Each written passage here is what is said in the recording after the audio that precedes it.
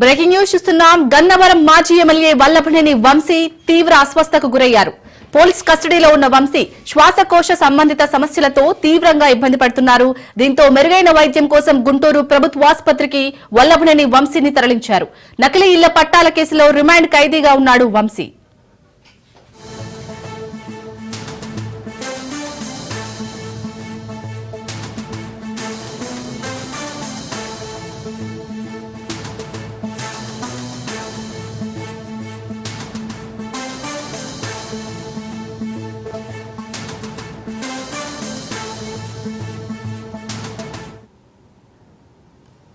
గన్నవరం మాజీ ఎమ్మెల్యే వల్లభనేని వంశీ తీవ్ర అస్వస్థతకు గురయ్యారు.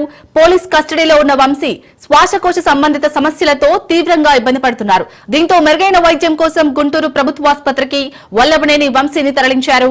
నకిలీ ఇళ్ల పట్టాల కేసులో రిమాండ్ ఖైదీగా ఉన్నాడు వంశీ.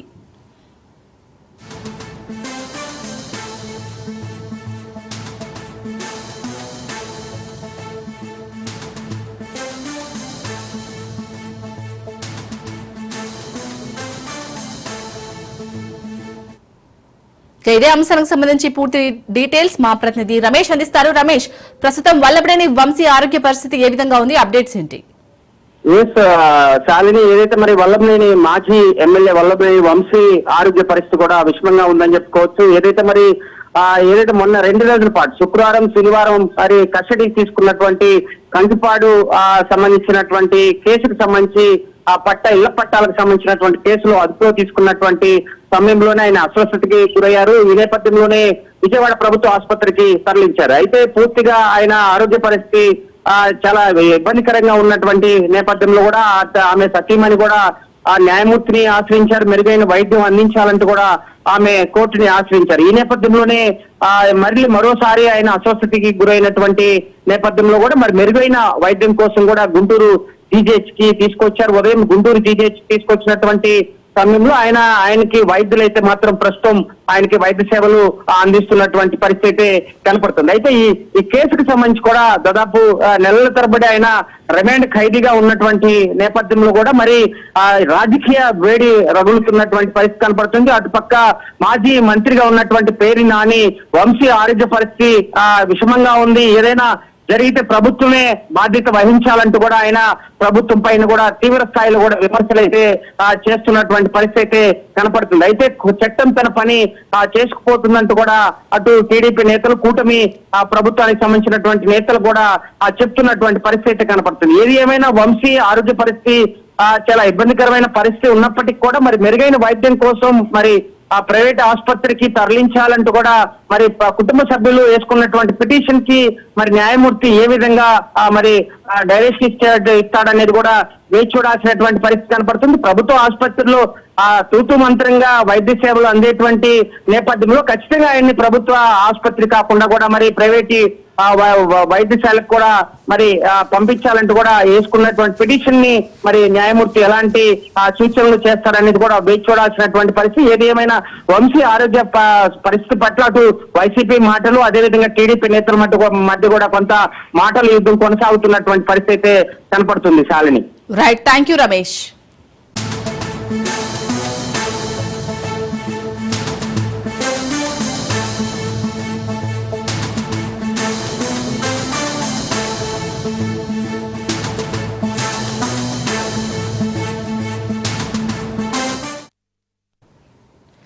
గతంలో రష్యా అధ్యక్షుడు పుతిన్ పట్ల మెతక వైఖరి ప్రదర్శించిన అమెరికా అధ్యక్షుడు డొనాల్డ్ ట్రంప్ ఇప్పుడు ఉక్రెయిన్ పై రష్యా అతిపెద్ద వైమానిక దాడి చేసిన తర్వాత కఠిన వైఖరి తీసుకున్నారు. న్యూజెర్సీలోని మోరిస్ టౌన్ విమానాశ్రయంలో రష్యా అధ్యక్షుడిపై ట్రంప్ తీవ్ర విమర్శలు చేశాడు. పుతిన్ వ్యవహారం సరిగ్గా లేదని, ఆయన పూర్తిగా పిచ్చివాడైపోయాడని అన్నారు. తనకు పుతిన్ చాలా కాలంగా తెలుసని, తమ మధ్య మంచి సంబంధం ఉందని, కానీ ఇప్పుడు ఆయన బాంబుల వర్షం కురిపిస్తున్నాడని అన్నారు. ఎటువంటి కారణం లేకుండా ఉక్రెయిన్ నగరాలపై క్షిపణులు, డ్రోన్లను ప్రయోగిస్తూ ప్రజలను చంపుతున్నాడని ఫైర్ అయ్యారు. తనకు ఇది అస్సలు ఇష్టం లేదన్న ట్రంప్ పుతిన్ కి ఏమైందో తెలియదని, తనకు ఇదంతా అస్సలు నచ్చదని చెప్పుకొచ్చాడు.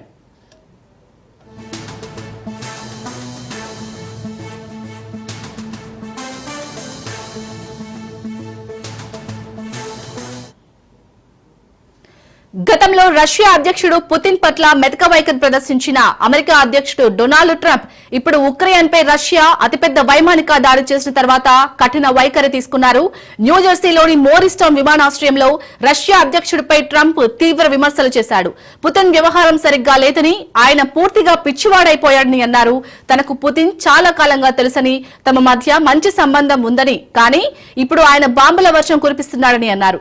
ఎటువంటి కారణం లేకుండా ఉక్రెయిన్ నగరాలపై క్షిపణులు, డ్రోన్లను ప్రయోగిస్తూ ప్రజలను చంపుతున్నారని ఫైర్ అయ్యారు. తనకు ఇది అస్సలు ఇష్టం లేదన్న ట్రంప్ పుతిన్ కి ఏమైందో తెలియదని, తనకు ఇదంతా అస్సలు నచ్చదని చెప్పుకొచ్చాడు.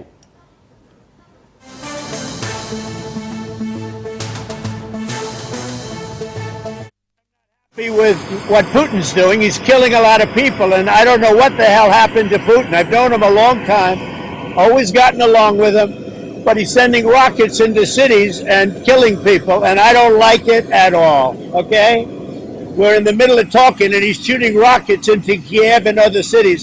I don't like it at all. I'm surprised. I'm very surprised. We'll see what we're going to do. What am I going to tell you? You're the fake news, aren't you? You're totally fake. All right, any other questions? I don't like what Putin is doing, not even a little bit. He's killing people. And something happened to this guy, and I don't like it. I'm not happy with what Putin's doing. He's killing a lot of people, and I don't know what the hell happened to Putin. I've known him a long time, always gotten along with him, but he's sending rockets into cities and killing people, and I don't like it at all, okay? We're in the middle of talking, and he's shooting rockets into Kiev and other cities. I don't like it. ఇక Putin పై Trump చేసిన వ్యాఖ్యలకు సంబంధించి పూర్తి details మా ప్రతినిధి రత్నకుమార్ అందిస్తారు. రత్నకుమార్, ఈ వ్యాఖ్యలను ఏ విధంగా చూడాలి? కాలం నుంచి ఉక్రెయిన్ రష్యా మధ్య భీకర యుద్ధం అనేది జరుగుతోంది. దాడులు ప్రతిదాడులు అనేవి కొనసాగుతూనే ఉన్నాయి. దీని మీద ఇప్పటికే అనేక సందర్భాల్లో ఇటు ఉక్రెయిన్ అధ్యక్షుడు జెలెన్స్కీ అనేక కీలక వ్యాఖ్యలు కూడా చేయడం జరిగింది. రష్యా అధ్యక్షుడు వ్లాదిమిర్ పుతిన్ తను చాలా కఠినంగా ప్రవర్తిస్తూ ఉన్నారు. చాలా ఆవేశంతో ఇటు ఉక్రెయిన్లోని పలు నగరాలను, గ్రామాలను కూడా ధ్వంసం చేసేందుకు ఆయన ప్లాన్ చేశారు. ఎక్కడైతే కుటుంబ నివాసాలు ఉన్నటువంటి భవనాలు లక్ష్యంగా చేసుకొని ఆయన దాడులు చేస్తున్నారు. దీని మీద ఖచ్చితంగా పశ్చిమ దేశాలు ఫోకస్ చేసి ఆయన్ను కట్టడి చేయాల్సినటువంటి అవసరం ఉంటుంది. లేకపోతే మాత్రం ఆయన యొక్క చేష్టలు అనేవి మితిమీరి చాలా పిచ్చితనంగా ముందుకు పోయి ఉక్రెయిన్ను నాశనం చేసేటువంటి అవకాశాలు ఉంటాయి. కాబట్టి ప్రపంచ దేశాలు దీని గురించి కాస్త పట్టించుకోవాలన్నటువంటి విషయాలను మొదటి నుంచి జెలెన్స్కీ తెలియజేస్తూ వస్తూనే ఉన్నాడు. అయితే ఇప్పుడు తాజాగా మరొక భీకర యుద్ధం అనేది ఒకవైపున ఇద్దరికి సంబంధించి రష్యా ఉక్రెయిన్ల మధ్య ఒకవైపున సయోధ్య కుదర్చడానికి మంతనాలు జరుగుతూ ఉండగానే ఇప్పుడు మాత్రం మరొక భీకర యుద్ధం గగనతలం పైన రష్యా ఉక్రెయిన్ల మధ్య చోటు చేసుకుంది. నిన్న ఉక్రెయిన్ పైన ఒక భీకర దాడి చేసింది రష్యా. దాదాపు 367 డ్రోన్లు, క్షిపణులను ప్రయోగించింది. ఉక్రెయిన్ పైన రష్యా 69 క్షిపణులను, 298 డ్రోన్లను ప్రయోగించినట్లు వెల్లడించారు. ఈ యొక్క దాడుల్లో ఉక్రెయిన్ లో దాదాపు 12 మంది చనిపోయారు. ఇందులో 3 చిన్నారులు ఉన్నారు. అలాగే 60 మంది పైగా గాయపడ్డట్లు, అంటే రాజధాని నగరం కీవ్తో సహా అనేక ప్రాంతాల్లో ఈ యొక్క దాడులు జరిగాయి. ఇందులో 12 మంది చనిపోగా 3 చిన్నారులు అందులో ఉన్నారు. అలాగే 60 మంది గాయపడ్డారు. దాదాపు 80 నివాస భవనాలు అనేవి పూర్తిగా ధ్వంసం అయిపోయినటువంటి ఈ పరిస్థితి గురించి ఇటు ఉక్రెయిన్ అధికారికంగా ధృవీకరించింది.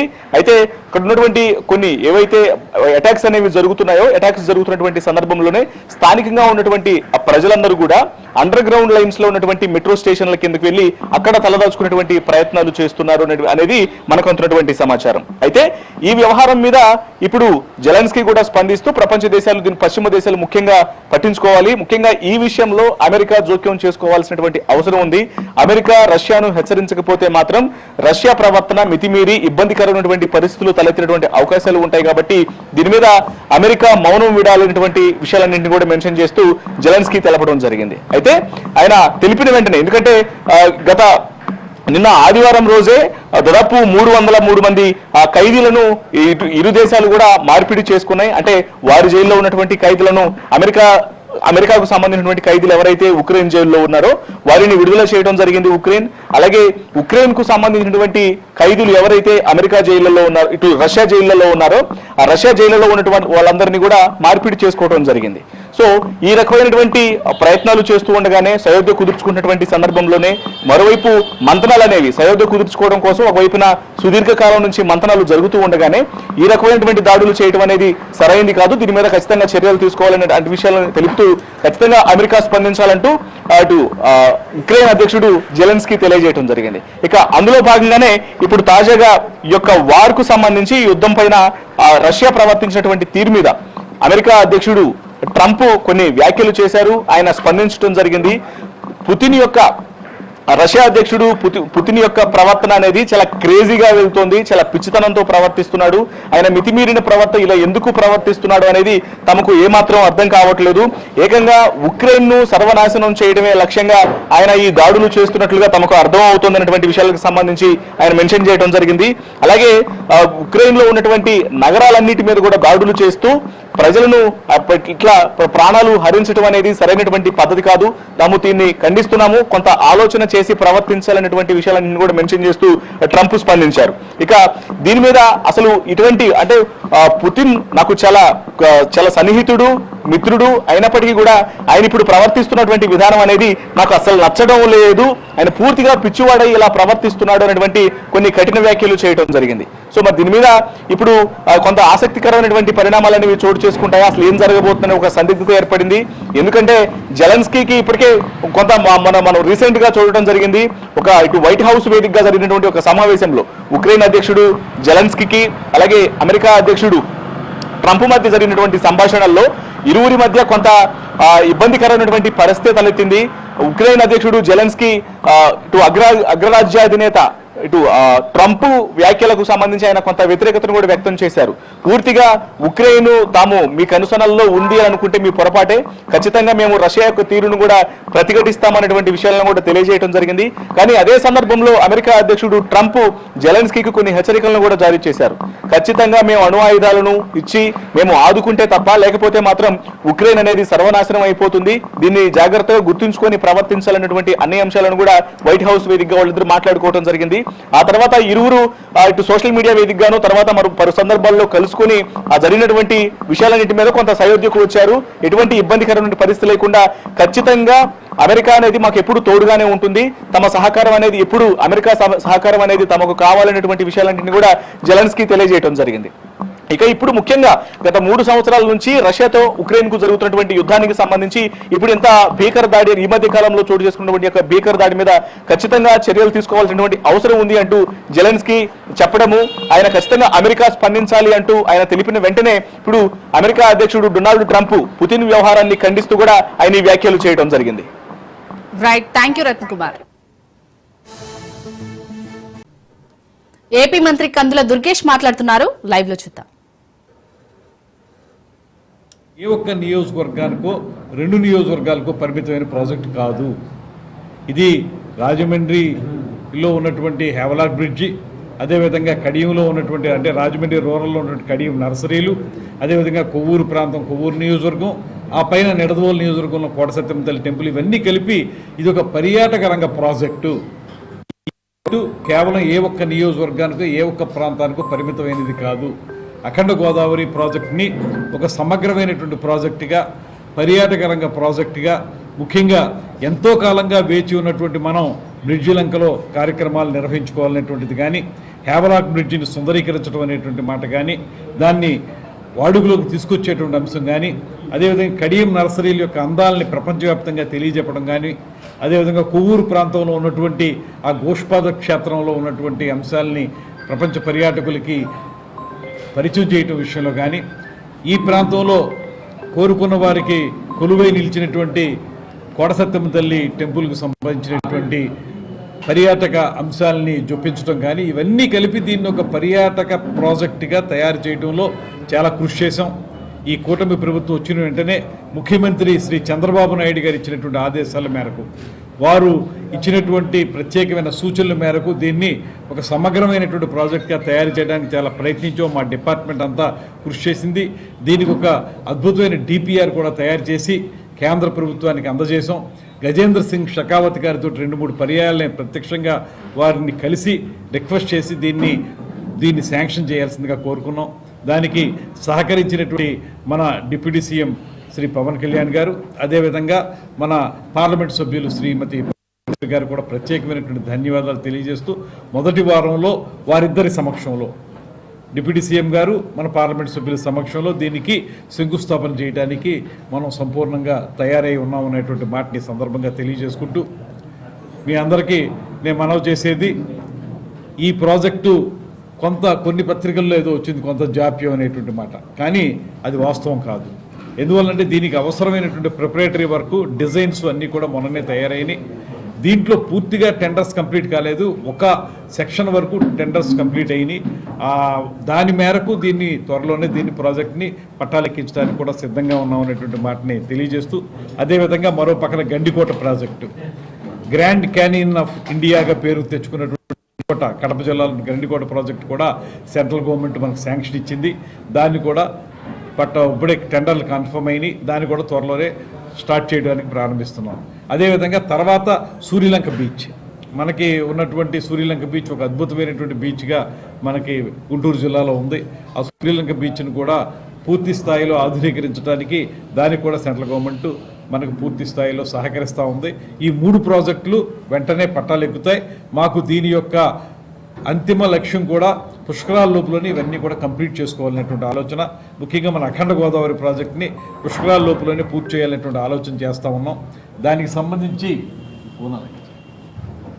సంబంధించి చేయాల్సినటువంటి కార్యక్రమాలన్నీ చేసుకుంటూ ఉన్నాం. దాంతోపాటు ఈ మధ్యకాలంలో గజేంద్ర సింగ్ షెకావత్ గారు, ఆయన మనకి కేంద్ర పర్యాటక మరియు సాంస్కృతిక శాఖ మంత్రులు, వారిని కలిసినప్పుడు ఒకటే మాట చెప్పారు. వారు ఏమన్నారంటే, ఇది ఆంధ్రప్రదేశ్లో మేము చెప్పిన వెంటనే వీటికి డిపిఆర్ తయారు చేసి రెడీ చేస్తున్నారు కనుక మీకు మళ్ళీ ఈ ఫైనాన్షియల్ ఇయర్లో కూడా 2-3 ప్రాజెక్టులు ఇస్తాం, మీరు ఒక 4-5 ప్రాజెక్టులు రెడీ చేసి పెట్టుకోండి, అందులో ఏది డిపిఆర్ బాగుంటే దాన్ని మేము వెంటనే ఇచ్చేదానికి కూడా అవకాశం ఉందన్నారు.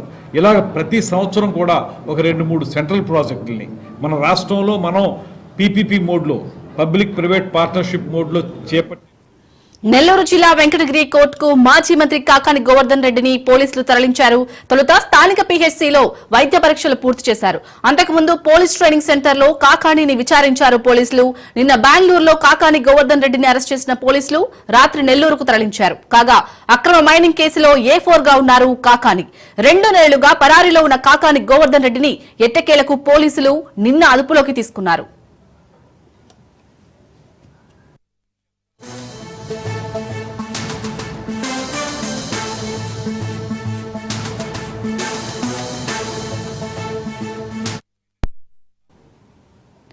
ఇక మాజీ మంత్రి కాకాని గోవర్ధన్ రెడ్డి ఎపిసోడ్ పై మరింత సమాచారాన్ని మా ప్రతినిధి చరిత్ అందిస్తారు. చరిత్,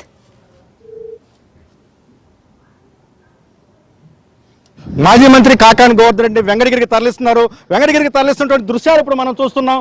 పెద్ద ఎత్తున పోలీసులు అయితే భారీ క్యాన్వాయ్లు అయితే మాత్రం ఈరోజు మనం దృశ్యాలు చూస్తున్నాం. భారీ క్యాన్వాయ్లో మాజీ మంత్రి కాకాని గోవర్ధన్ రెడ్డిని ఈరోజు వెంకటగిరి కోర్టుకు అయితే తరలిస్తున్నటువంటి దృశ్యాలు మనం చూస్తున్నాం. ఈరోజు వరుసగా మనం ఎన్ని వెహికల్స్ ఉన్నాయో చూస్తున్నాం. ఈ వెహికల్స్లో ఏ వెహికల్లో కాకాని గోవర్ధన్ రెడ్డి ఉన్నారు, కాకాని గోవర్ధన్ రెడ్డి ఆ వెహికల్ ముందు ఉన్నటువంటి వెహికల్లో కాకాని గోవర్ధన్ రెడ్డి ఆల్రెడీ తరలించేశారు పోలీసులు. పూర్తిగా పెద్ద ఎత్తున భద్రతా మధ్యలో అయితే మాత్రం కాకాని గోవర్ధన్ రెడ్డి కోర్టుకు తరలిస్తున్నటువంటి దృశ్యాలు అయితే మనం చూస్తున్న పరిస్థితి ఉన్నది. ఏదైతే రుస్తుం మైన్స్ కేసులో ఉన్నటువంటి కాకాని గోవర్ధన్ రెడ్డి రుస్తుం మైన్స్ కేసులో ఉన్నటువంటి సుమారు 280 కోట్ల క్వాడ్జ్ మైనింగ్ అక్రమ రవాణా, వీటికి సంబంధించినటువంటి అక్రమ మైనింగ్, ఈ కేసులకు సంబంధించి అయితే మాత్రం కాకాని గోవర్ధన్ రెడ్డి ఆరోపణలు ఎదుర్కొంటున్నారు. ఈ కేసులో కాకాని గోవర్ధన్ రెడ్డి A4 నిందితుడిగా ఉన్నటువంటి నేపథ్యం అయితే ఉంది. అయితే ఈ నేపథ్యం ఉన్న పరిస్థితుల్లో కాకాని గోవర్ధన్ రెడ్డి సుమారు 2 నెలలుగా కూడా కాకాని గోవర్ధన్ రెడ్డి తప్పించుకొని తిరుగుతున్న పరిస్థితి ఉంది. అయితే ఎట్టకేలకు కాకాని గోవర్ధన్ రెడ్డిని బెంగళూరులో పోలీసులు నిన్న అదుపులోకి తీసుకున్నారు.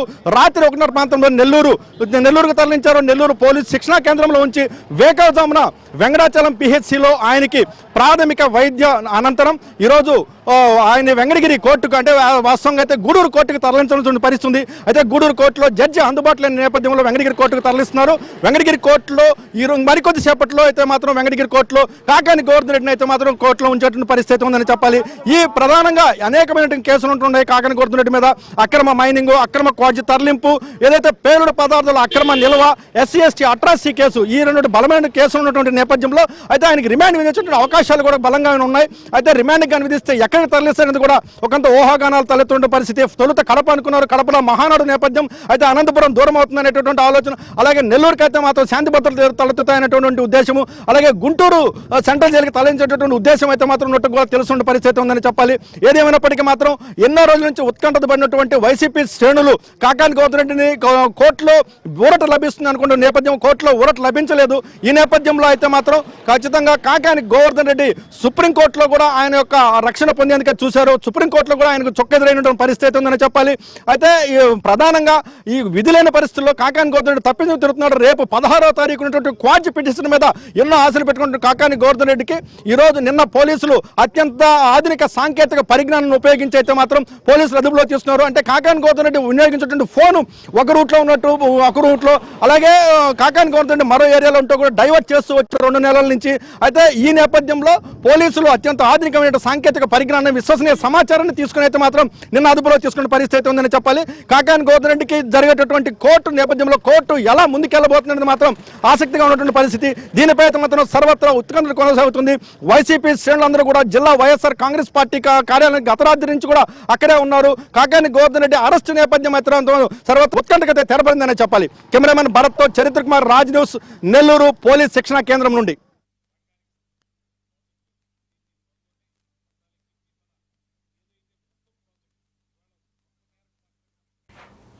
అమెరికా రాష్ట్రం సౌత్ కరోలినా తుపాకీ మోదలతో దద్దరిల్లింది. లిటిల్ రివర్ నగరంలో జరిగిన కాల్పుల్లో 11 మంది గాయపడ్డారు. అయితే క్షతగాత్రుల సంఖ్య ఇంకా ఎక్కువగా ఉండొచ్చని అక్కడి అధికారులు అంచనా వేస్తున్నారు. మైటెల్ తీరానికి 32 కిలోమీటర్ల దూరంలో ఉంది లిటిల్ రివర్ నగరం. మెమోరియల్ డే సందర్భంగా పలువురు గుమ్మిగూడినట్లు తెలుస్తోంది. ఈ సందర్భంగా కాల్పులు చోటు చేసుకున్నాయి. కాల్పుల్లో పలువురు గాయపడినట్టు, ప్రైవేట్ వాహనాల్లో ఆసుపత్రికి తరలించినట్టు హోరీ కౌంటీ పోలీసులు వెల్లడించారు. క్షతగాత్రుల పరిస్థితిపై అధికారులు ఎలాంటి ప్రకటన చేయలేదు. మరోవైపు కాల్పులకు పాల్పడింది ఎవరు అనే వివరాలను సైతం పోలీసులు ఇంకా వెల్లడించలేదు.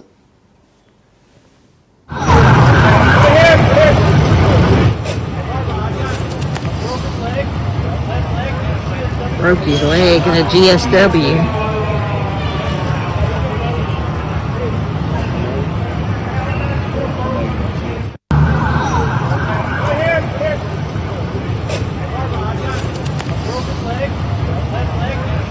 Broke his leg in a GSW.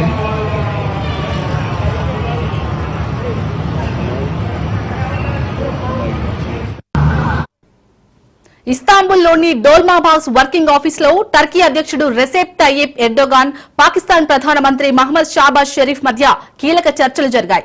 ద్వైపాక్షిక సంబంధాలను బలోపేతం చేయడానికి, ప్రాంతీయ అంతర్జాతీయ అంశాలపై చర్చించడానికి ఈ సమావేశం జరిగింది.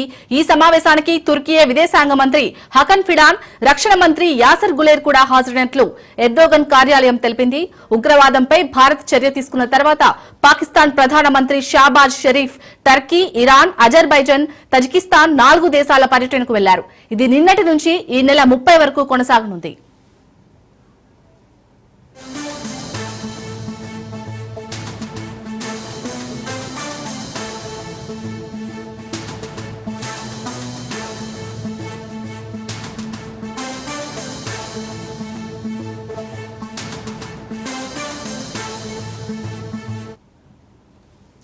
ఇస్తాంబుల్లోని డోల్మాబాస్ వర్కింగ్ ఆఫీస్ లో టర్కీ అధ్యక్షుడు రెసెప్ తయ్యిప్ ఎర్డోగాన్, పాకిస్తాన్ ప్రధానమంత్రి మహమ్మద్ షాబాజ్ షరీఫ్ మధ్య కీలక చర్చలు జరిగాయి. ద్వైపాక్షిక సంబంధాలను బలోపేతం చేయడానికి, ప్రాంతీయ అంతర్జాతీయ అంశాలపై చర్చించడానికి ఈ సమావేశం జరిగింది. ఈ సమావేశానికి తుర్కీ విదేశాంగ మంత్రి హకన్ ఫిడాన్, రక్షణ మంత్రి యాసర్ గులేర్ కూడా హాజరైనట్లు ఎర్డోగాన్ కార్యాలయం తెలిపింది. ఉగ్రవాదంపై భారత్ చర్య తీసుకున్న తర్వాత పాకిస్తాన్ ప్రధానమంత్రి Shahbaz Sharif Turkey, Iran, Azerbaijan, Tajikistan 4 దేశాల పర్యటనకు వెళ్లారు. ఇది నిన్నటి నుంచి ఈ నెల 30 వరకు కొనసాగనుంది.